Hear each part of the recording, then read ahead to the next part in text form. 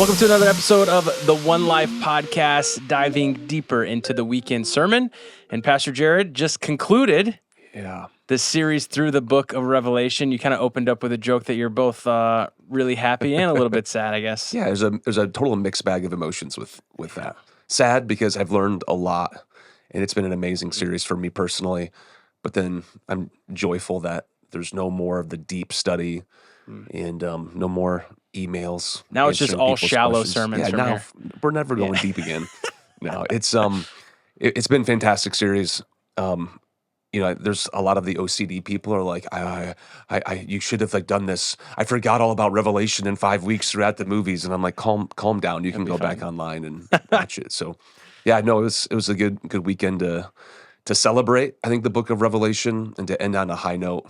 And as I said, I don't think I said this Saturday night, but I said it Sunday morning, that what I've learned most through the book of Revelation is that I'm still learning. Even the beginning of it, and as you get into the study, and as you just, the fresh revelation from the Holy Spirit, like I'm seeing things different today than as I did, definitely a couple years ago, and it's been very stretching for me. And then as I concluded the sermon yesterday, it's, hey, this is the end of the Bible, but it's never meant to be the end. Like, let the book change you. Keep on digging out those pearls. And here's what's true about every single book in the Bible is that it all points to one person. And what we get to see is King Jesus returning, ruling and reigning, and us being with him forever and ever in a real place called heaven. And then we had this really cool moment with the worship team singing, just together, "Come Jesus, come." And I'm like, man, that should just be a constant theme for followers of Jesus. While we eagerly await his return, we still have a lot of work to do. Yeah. So, yeah. So let's break down the sermon a little bit. Okay. You hit on three things, right? A new place, new bodies, which is shocking. I think most people listening to this would be like, these guys, they don't need new bodies. It's fantastic. And then new presence. So let's hit on new place first, right? I think the summary of this is not, the summary of the new place is not this idea of us floating up into some heavenly realm, is I think the way that you described it, right? So you summarized it in a way of like heaven coming down, right? And this just landing. And like this transition of the earth into this new place, right? So I think the question a lot of people would have is like, okay, so if that is going to one day be the heaven, what is heaven now? Like my grandparents or my parents that have passed away and we're saying, they accepted Jesus, they're in heaven. What does heaven look like now for people? Yep. So that's a great question. I mean, there's the simple answer, and we can probably spend a whole message on this. I didn't talk about that because Revelation doesn't talk about that. So I try to stay as true. I mean, given background from time to time with other passages, but Revelation didn't mention like what's happening right now when people die. So I didn't bring it in. So the easiest question, let's go back to Jesus on the cross, right? What did he say to the thief? Today you'll be with me in paradise. So there is a place right now that when you die, the Bible says, absent from this body is to be present with the Lord, and I believe in a place called paradise.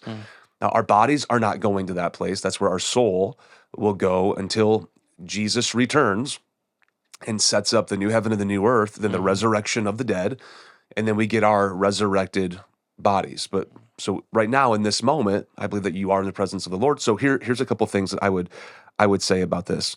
The best word to describe paradise, going back to Jesus, is almost like think of it as a park. Like you have a day off and you're just enjoying the day, eating some really good food, throwing the ball around with your kids. You're just enjoying the day at a park. That is what the word in the Greek literally means. It literally means a temporary place to rest and refresh until you go to another place. So it means a garden, maybe better than a park. You could think of like a resort, with little, drinks and umbrellas sticking out. Like that's what I think. The park with the kids for me is not paradise. That's okay. Say it this way: maybe one day when your kids are older and you can enjoy and not have to like chase them around. But just think of a place where you're resting, you're refreshing. Yeah, it is a temporary place right now where people, when they die, to be absent from the bodies, be present with the Lord. That's That's what we're talking about until Jesus comes back and we rule and reign with him forever and ever and ever. So that's a really good question of where's grandma and grandpa? Yeah. They're in this place of paradise with Jesus right now. Is this different? We didn't have this in the notes, but is this different than Abraham's bosom? I mean, some people think it's the same. Okay. I mean, that's Abraham's bosom. You can't find that anywhere. That's an old Baptist, and that's actually, so this would be a fun rant. That's actually, Abraham's bosom is actually a place where people think that when Jesus died on the cross for 3 days, he went to a place called Abraham's bosom, maybe this holding tank, this place of paradise for all the Old Testament heroes, all the Old Testament prophets, right? All the places that believed in Yahweh, followed him, they all went to this place. So Jesus had to show up and had to like, hey, I am the Messiah that you were looking towards. Trust and believe in me. And if they did, then they're also now in. So there's a lot of people that have this belief that for 3 days, that's where Jesus went. You can't scripturally back that up. A lot of people are Googling Abraham's bosom. It's an interesting doctrine. I would say that would be like, the book of Revelation is like a tertiary, like third or fourth, view of doctrine. Be free to disagree. That's like number 10 on the list, right? Like it's really all the way down there. We just don't know, but it's a discussion. Okay.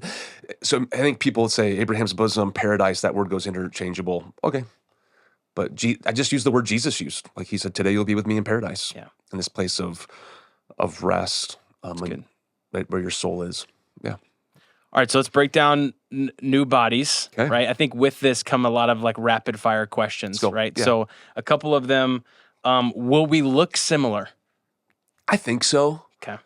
I mean, we are created in the image of God, the Bible says, but I would say yes. We're not like going to look like aliens, like whatever. I mean, I don't. Like. Yeah, exactly. I mean, I don't know. Yeah. The simple answer is but I think we will look very similar. We'll be able to recognize. All right, so that's my next question. Yeah, so will you recognize family, friends? Yeah, absolutely. The Bible alludes to that. Ohio State fans, you're like, what are you doing in heaven? Yeah, I had no idea that you would be here. So we'll have. We're not going to have family. There's no, especially when we're not going to be married. Okay, that was my next question. You're ruining my rapid fire question. Yeah, sorry. So meaning we'll be able to recognize, even the Bible alludes to that, but we're definitely not going to be married in heaven. Why? Because we're the bride of Christ. And we'll be married to Jesus forever and ever. So definitely, and Amanda, I make this joke. We talk about this. She's like, well, I don't know if I want to go to heaven if I'm not married to you. I'm like, well, thanks. It makes me feel really good. I'm like, but as good as we have it now, like, man, heaven's going to be so much better than that. Yeah. She might not like your new body. Oh, she definitely would appreciate it more than, the 10 extra pounds I'm carrying right now. And I'm 42 this week. And I don't know if it's just the birthday week that you have and you're looking in the mirror and I'm like, last night I'm literally getting ready for bed and I'm like, I look so old. And it's just and that's the really cool thing about the body. Like it's never going to wear out, never going to grow old. And you're going to have, as I was talking about, like I make the joke of Jim Harbaugh, the old Michigan football coach says, we're going to attack this day with an enthusiasm unknown to mankind. Like in heaven, you're going to have energy that's unknown to mankind right now. And you're never going to wear out and grow, which is just, just in our finite minds, right? Yeah. It is, and I'm actually going to talk about some of this Christmas Eve services. It's so hard for us to wrap our mind around eternity. Because in our humanness, everything has a beginning and everything has an end. And we're always looking forward to certain things. And we're sometimes hoping that certain things come to an end. In heaven, you're not going to have any. So it's hard to even wrap our head around like the body and never growing weary and no toil and work because we're just not there. It's one of those, clouds, I would say, that we can't fully see with our earthly lenses. I picture you mentioned like the work thing, right? Yeah. That we would still work, but it wouldn't be like painful or, like all the bad stuff that comes with work. Right. There's a tiny piece of, I built a, like a screened in a back porch, like later in the summer, early fall. There's a tiny piece of me that felt like this satisfied, this was great. that, and then everything else was just pain and frustration, right? So that tiny piece, I'm like, man, if that is all work would be, that's not bad. That's a great way to look at it. Like, what's the one thing that you absolutely love to do in your job? I think that's what eternity is going to be, and everything else is, I mean, there's no frustration. Think about that. Yeah. How incredible of a And I think that is difficult for us to grasp. Well, I would say it this way. I think you may feel the same way I do. I love what I do. But there are certain parts of this job that I wish like I could hire it away or never have to deal with that again. Yeah. In the new heaven and the new earth, like there's no frustration in the work that you get to do. Yeah. And I said this. I'm not even sure what ruling and reigning is going to look like. Like I'm not sure. Like it does say that we're going to rule and reign over angels and cities, and like I have the slightest idea of what that's going to look like, but can't wait. My last kind of quick question on the new bodies. Are we the same age as when we die? Like what age are we going to be? Are we going to be all adults? Like some kids, like tragedy happens, right? Like kids pass away. Are they kids in heaven? Like how does that? That's a great question. I would think so because we'll recognize people. But again, this is an earthly view. Yeah. I don't know, but I would think think about like, hey, when were you in your prime? Yeah. Right? Like think of my daughter asked me last week, is Gabby our youngest, like what does being in your prime mean? I'm like, when you're at your absolute best. So 8th grade for me. For sure. That's when you peaked in the eighth grade. I mean, so I think it might be different for certain people. There's some people, you read like the book of Revelation, you listen to podcasts. Like there's some people that think, no, you are 33 years of age in the new heaven because that's when Jesus died, and that was. I'm like, that's fair. Okay, but you can't prove that anywhere, right? So it's a good question, fun to think about. Yeah, I don't know. That's fair. All right, so new presence. Yeah. Excuse me. All right, I was struggling a little bit with the way to ask this question, right? But the presence of God, I picture, again, like you just said, our finite minds, this is difficult for us to like grasp. But I picture God's presence kind of one of two ways, maybe it's both, but there's this feeling, like when you go back to Adam and Eve in the garden, of like this connection, this communion with God. Or there's also like how we would view like a king or a president or a leader, where like we have a picture of him, we know him, we worship him, right? Even like King Nebuchadnezzar, right? Like this golden statue, like they're worshiping something, right? So the idea of the new heaven is God, like the Father, going to be something that we like can see, like he is there. We have pictures of him. We know what he looks like. It's this figure, the presence of God, and we feel him? Or is it more of like we experience the presence of God now, and it's there, and we know it, and we're going to know it even more to the level that we've never really known it? So is it both? Is it either or? Is it neither? Like what does the presence of God look like in the new heaven? I don't exactly know. No one can tell you that. But we do, like, so our God is unchangeable, so we know that God is a spirit.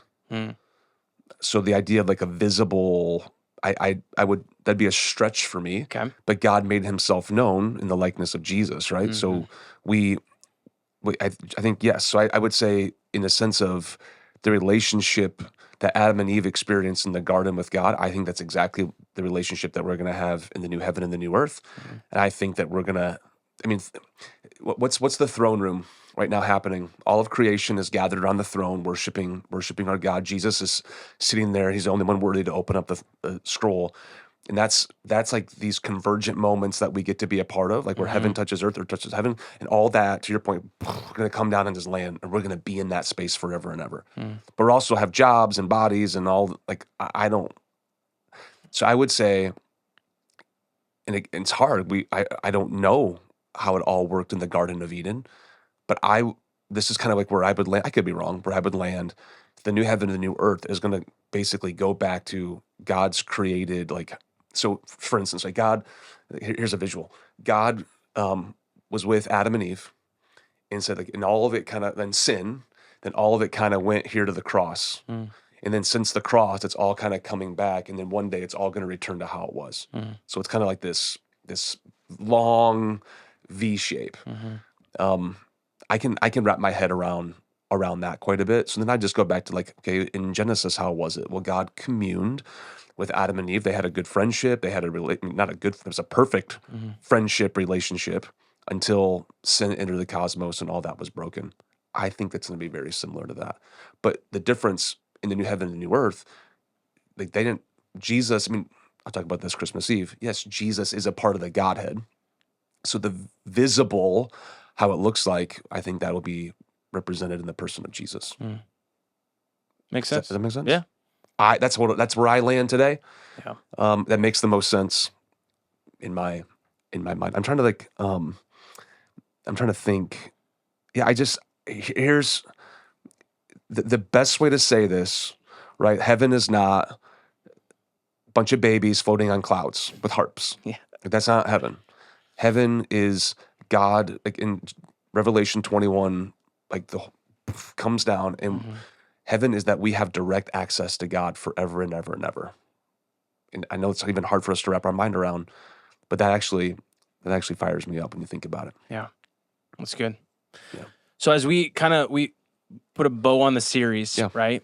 Like the idea, one thing we've kept coming back to every week is, hey, this book should be an encouragement to you, right? So can you talk about that a little bit? And then also like just the inspiration. I told our East Campus at the end of service this weekend, like, yeah, it should be encouraging, but it's also like inspiring. Like we're talking about heaven. You got to realize, like, family, friends right now that are not going to experience what we're talking about experiencing because they haven't said yes to the gift of salvation. So talk a little bit about that revelation, encouraging, inspiring, kind of put a bow on the series.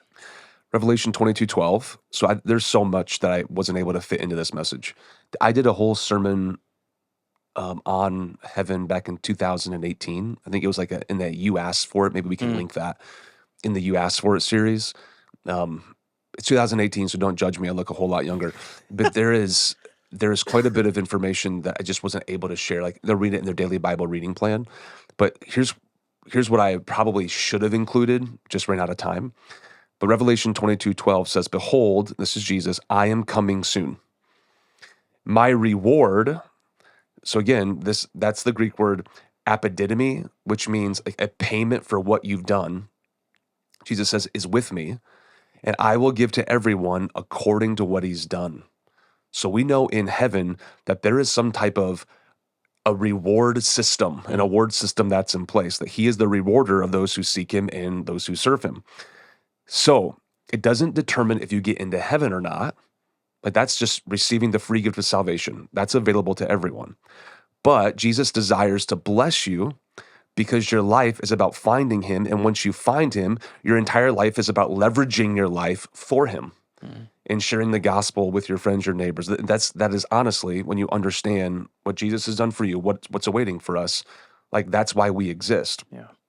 So Matthew says it this way: the Son of Man is going to come. He's coming back in his Father's glory with his angels, and then he will reward each person according to what he's done.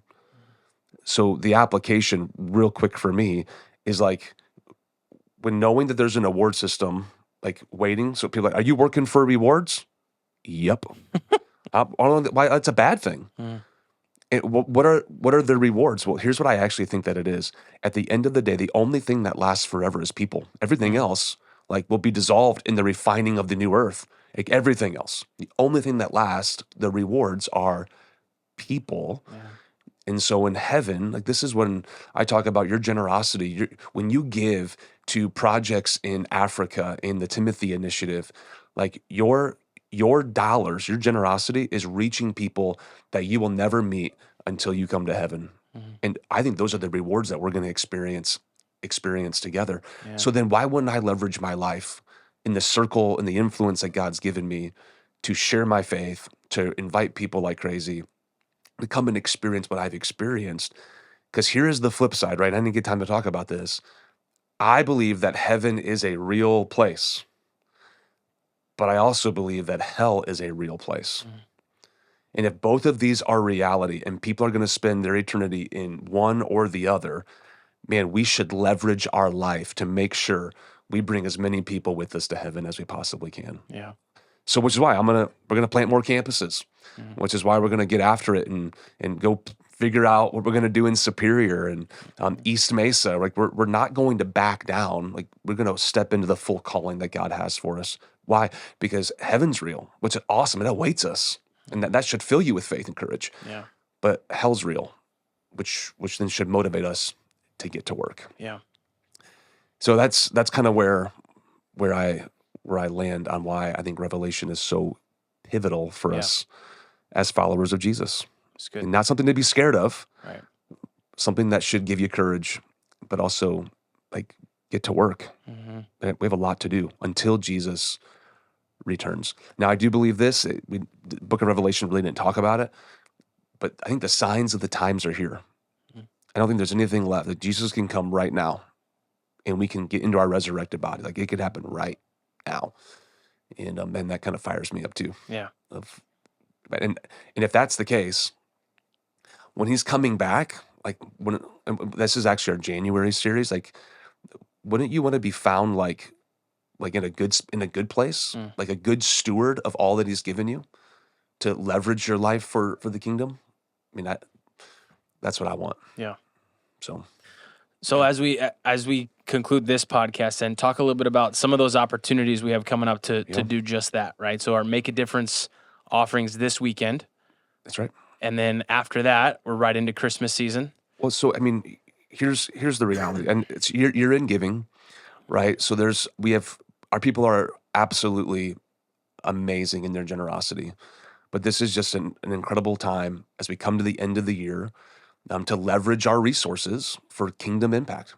And meaning like, okay, how can we get Superior up and running? The Mesa Outreach Center, all of our global projects for next year that we want to be involved in. This is an opportunity for people to be able to do that. So I think that's one way that your giving will have immediate impact. Christmas, I think Christmas is actually an easier time to invite people to attend than even Easter. Like, and people might disagree with that, but there's just something special about like, hey, come and have the family tradition, light candles with your kids. People love that stuff. Yeah. And I think no matter if you are a follower of Jesus or not, your neighbor, they probably know like, hey, it'd probably be a good thing for us to, go to church on Christmas Eve or the day before. So I think it's the easiest time. So leverage your neighborhood, leverage your home, where you're living to invite somebody to come with you this Christmas. And then, dude, January's here. And we are going to talk about stewardship. That's not the title of the sermon series, but it's let's prioritize the things in our life. Let's steward like where God has us. Yeah. Not just like for your life, because it's going to be really good for your life, but ultimately to live for something bigger, to live for the kingdom. So yeah, those are, and then we have this weekend, people don't want to miss coming to church because we have a really special and really important announcement for our East Mesa campus. Yeah. I can't wait. It's going to be good. It's an exciting time for our East Mesa campus, and even some things that we're going to be doing, that I'm going to be doing in the days to come.